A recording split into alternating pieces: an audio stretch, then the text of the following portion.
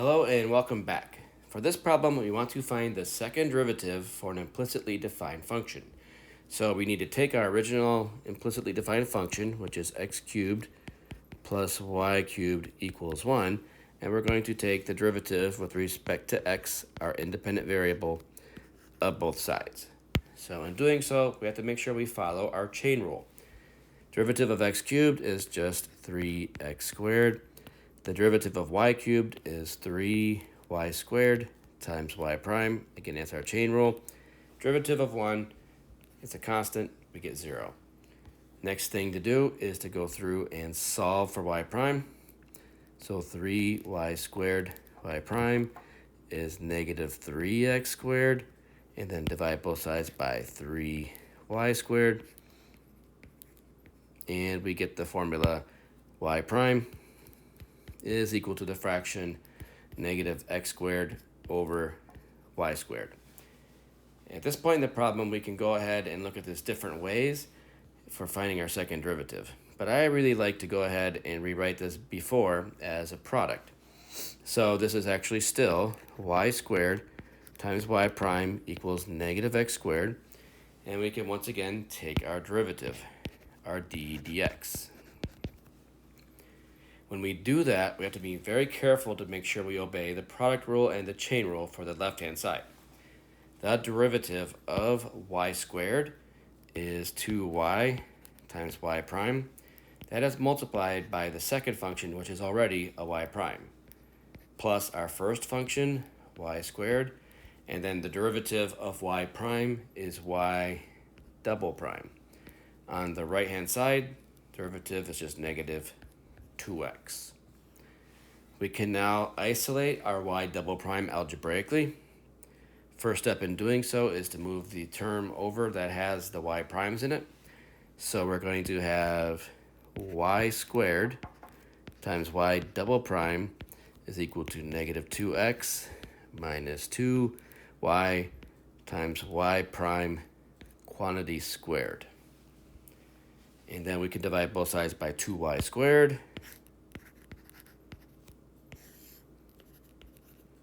And in doing so, we end up with y double prime by itself. Y double prime is the fraction negative 2x minus 2y times y prime squared over 2y squared. And we can't leave our answer in this form here because we want to make sure that we have everything in terms of the original variables x and y.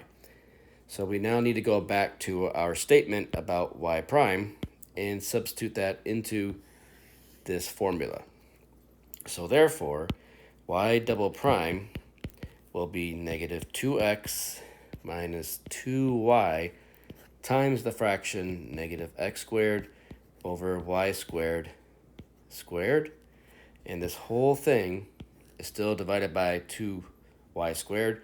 So there's a 1 over 2y squared that will multiply into our answer. So y double prime is equal to negative 2x.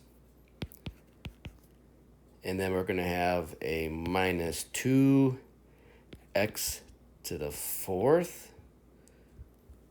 And then we're going to have our y. So we'll put that just up there. That was behind the 2 earlier. And then down below, we're going to have our y to the fourth. So again, the x to the fourth over the y to the fourth is just our y prime squared. And we still have a minus 2y in this problem. And again, this is being multiplied by a 1 over 2y squared. That is not a g, that is a y. Okay, so it's probably best to get common denominators so we can move further in the problem. And we can also do some simplification.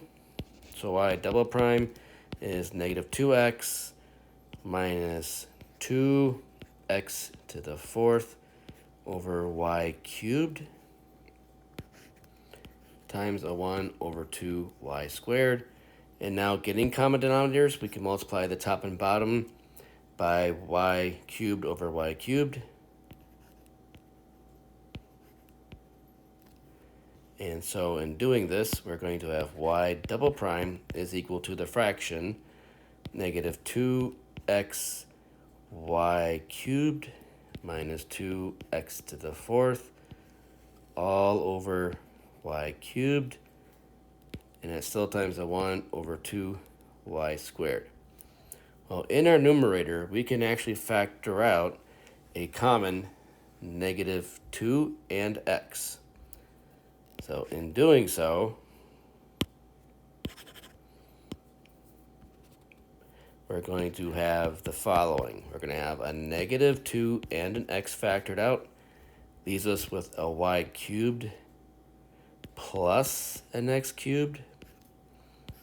And then down below, we're going to have a 2 times y to the 5th power. And if you look at that y cubed plus x cubed, it is kind of familiar because if we start off with the original problem, our original equation stated that x cubed plus y cubed is equal to 1. And that still holds true.